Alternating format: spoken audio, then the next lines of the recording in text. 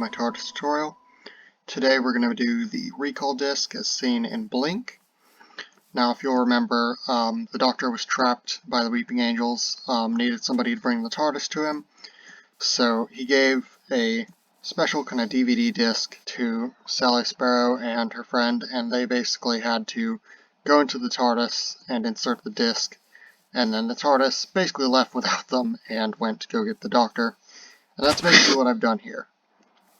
So if we head inside, we're greeted with a message once we have the disk in our inventory. Security Protocol 712.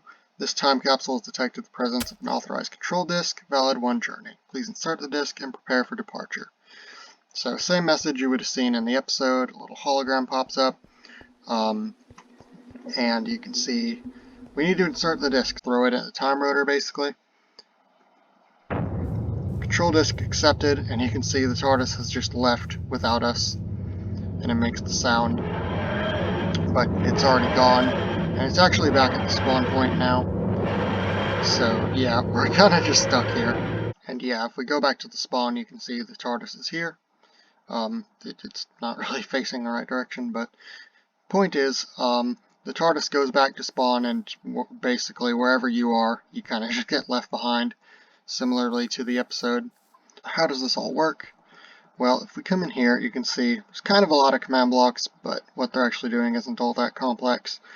So let's begin here. So obviously you want your recall disk, which it's obviously just a renamed music disk. You can add lore, you can add custom tags, whatever you want, but overall it's just a music disk. It can be whatever one you want.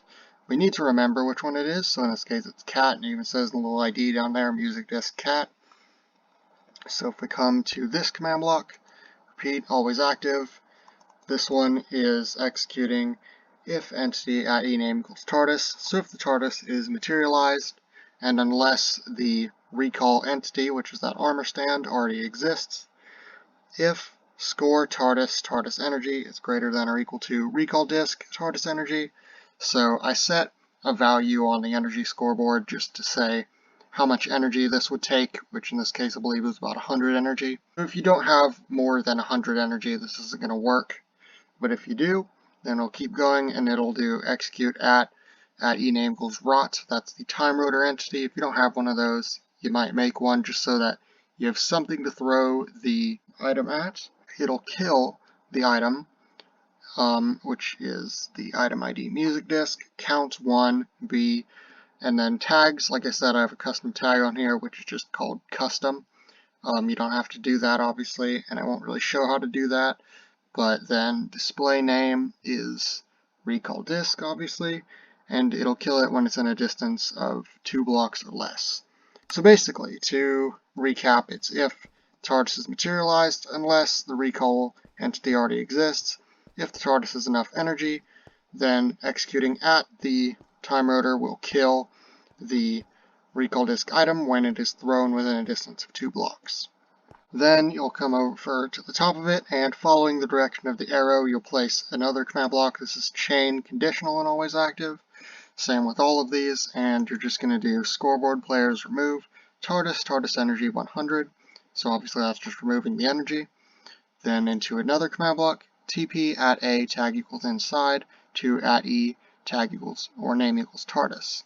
So all the players inside the TARDIS are going to get teleported to the exterior, and then it is going to execute in the overworld, run TP at E name equals TARDIS, limit equals 1, to these coordinates, which is the spawn. So it's going to teleport the players inside to the outside, then teleport the TARDIS exterior to these coordinates. And you can obviously change that to whatever you want, but in this case it's the spawn. So then it is going to execute as at A tag equals inside, at S, play sound, takeoff, which is that custom takeoff sound, which I may or may not put in the resource pack in the future. I think there's some copyright issues with that, so I may not, or I might. You know, you can put whatever sound you want, or no sound, but these next 3 are just /say, recall disk, accepted, and then finally tag at A, remove inside, and remove console. So yeah, basically it teleports them all outside, teleports the TARDIS away, plays a sound, gives a message, and removes their tags. But yeah, simple enough. You want to then come over here where the actual recall entity is. So it would be execute if entity at a tag equals inside MBT inventory ID music disk cat. So again, you need to specify what music disk it is. So I'm not going to specify what slot it's in, but just as long as it's in your inventory and you have the tag of inside. It does need custom name of a music disk or a recall disk, excuse me. But yeah, if you have the tag inside and you have this anywhere in your inventory, then this will go off. So basically, if you walk in the TARDIS, it'll activate, or if you were to throw this on the ground, pick it back up, it would activate. And what's it doing? It's doing these. So this will execute unless there's already the recall entity. It will summon the recall entity, which is an armor stand, at specific coordinates within the TARDIS. Custom name visible 0, custom name recall. No base plate is 1, invulnerable, :1, no gravity, :1, show arms, :1, and then disabled slots makes it to where you cannot remove items from its inventory or add any. And you set it to this value so that no armor or items can be taken or added to it. And then armor items, you want to open square brackets, open curly brackets for each item. So we have ID, leather boots, count 1, close curly bracket, comma, open another one, and you're just going up from boots to leggings to chest plate, and finally to head, which in this case is a player head, and then close the curly bracket, close the square bracket, and then close another curly bracket. And that will summon your entity with its armor. You want to come over here, and over here we just have play sound, bee sting, ambient at the all players with the inside tag at their coordinates with a volume, pitch, and minimum volume of 1.